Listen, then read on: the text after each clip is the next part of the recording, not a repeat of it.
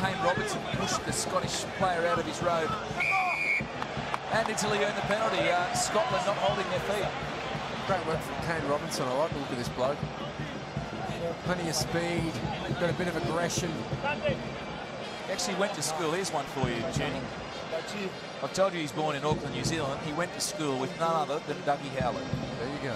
So I'm not sure whether they compared wing tactics way back then, but certainly both of them have got some speed, and especially Doug Howlett, the greatest try scorer in the history of New Zealand rugby now, going past Christian Cullen in this tournament.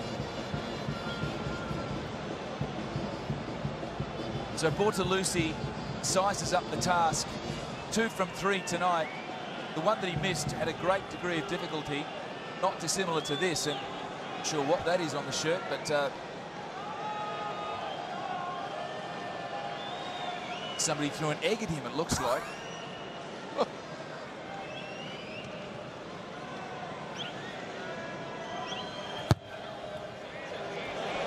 So this for the Italian lead, and it falls short.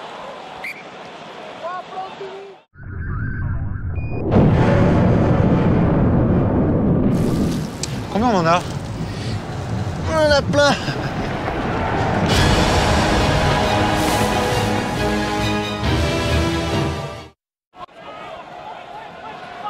Three minutes gone, second half. Dan Parks with the drop kick.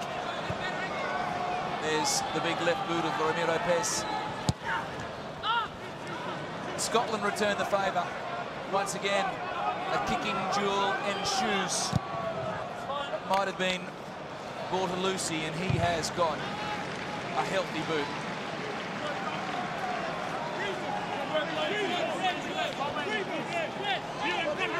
12-10 to the Scots. Ross Ford, in his 15th test, finds that man Alistair Hogg. Played basketball the Scotland under-16 side, so he has the height. Now Dan Parks puts it high in the sky. Bortolussi, brave and skillful. Tronco. The Italians decide to have a run with it. This is Kane Robertson. Well, they caught up with him. Kane somehow manages to keep it back in the field of play. Hold that, hold. Troncon excavates. The Ramiro Pes.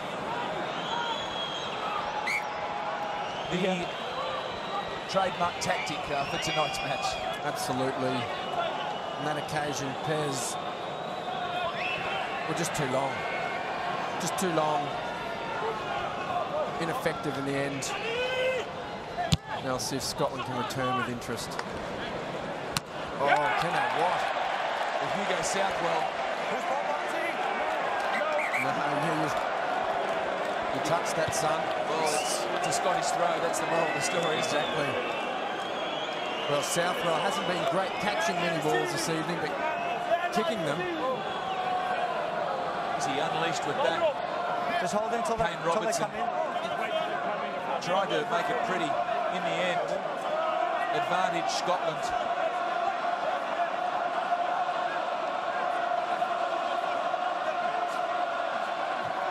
Hines, the roars of the Scottish crowd, finds Ford wrapping around Blair. Parks back inside. Dewey takes the hit. Blair goes to the right again. The Scottish forwards lend their momentum. This time Blair is monstered. But the penalty for not holding their feet, I think, is the ruling from Kaplan. Thank you. Thank you. Over the top. Using everything, that boy. Oh, you're a few mates in there. Might have been Nathan Hines, I think. Sounded distinctly Wagga Wagga. That accent, I tell you what, Chris Patterson, he's had his kicking boots on, and this might be his easiest yet.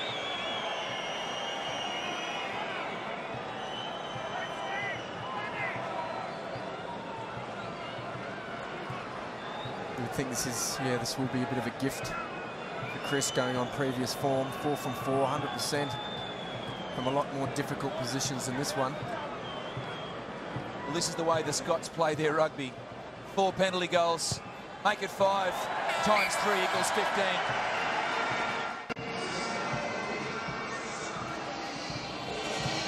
The bagpipes sound at stud Jeffrey Guichard. The crowd once again get involved as Simon Taylor, who will play for Stade Francais season 2007-2008. Standing offside. Getting a little bit heated under the collar out there. No. It certainly is. Short offsides. Bergamasco seems to be involved in every scuffle that takes place.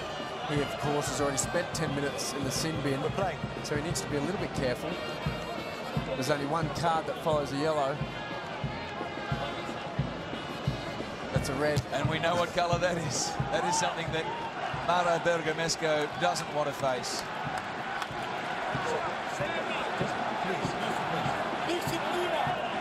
Simon Webster. You see Bergamasco here, number 7, bang, in on top, and that's where the niggle is. He's one of those flankers that likes to make a pest of himself, Bergamasco. He's not alone. Rowan Schalkberger, Richie McCaw, George Smith, Phil Waugh.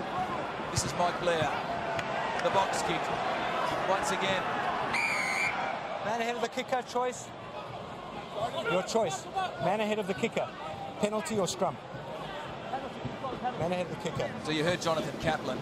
There was a Scottish player in front of the kicker, and as you would expect from the Italians, they will employ the big left boot of Ramiro Pez.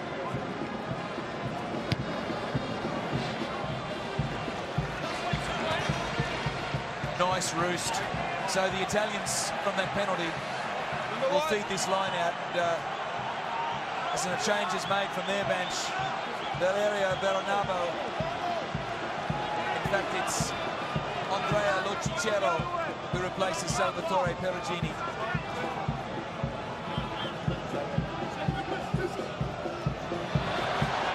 And the Scots come away with it. Nathan Hines cleaned up for them, but I guess the result is the same. The kick finds touch, and Italy will have the throw-in.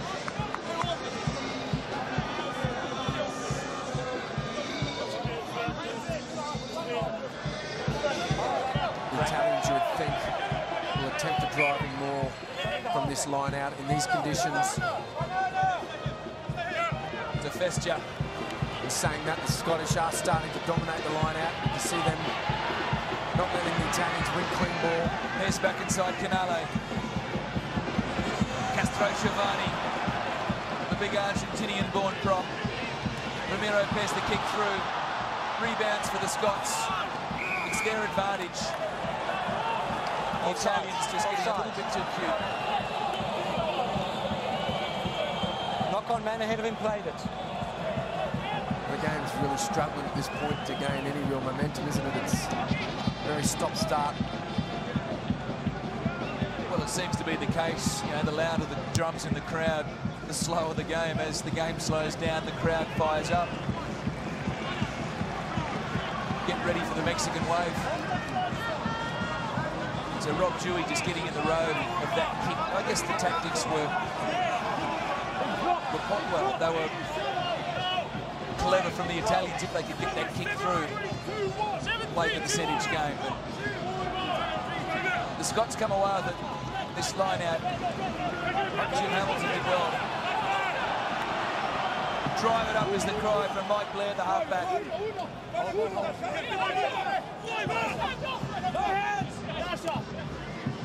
So from that tangle of bodies, Blair to Dan Parks, who looks for the Mont. That's knocked forward by an Italian player, and a penalty to Scotland anyway. Well, as disheartening as it may seem to some viewers, to try to get an appreciation for why these tactics are being used. This is exactly why. Nearly every time you employ a box kick or a centre field bomb, particularly in these conditions, just puts so much pressure on the defending side, and turnovers or penalties can ensue, and then you get a chance to have a crack at another 3 points. So as frustrating as it may seem, the players are really just working with the rules. Well, both sides, they don't want to go home tomorrow. Chris Patterson's boot has been the saviour for Scotland on so many occasions. Maybe tonight, once again, for the Scots in the crowd and back home. The penalty for an offside. As the rain falls, Saint-Étienne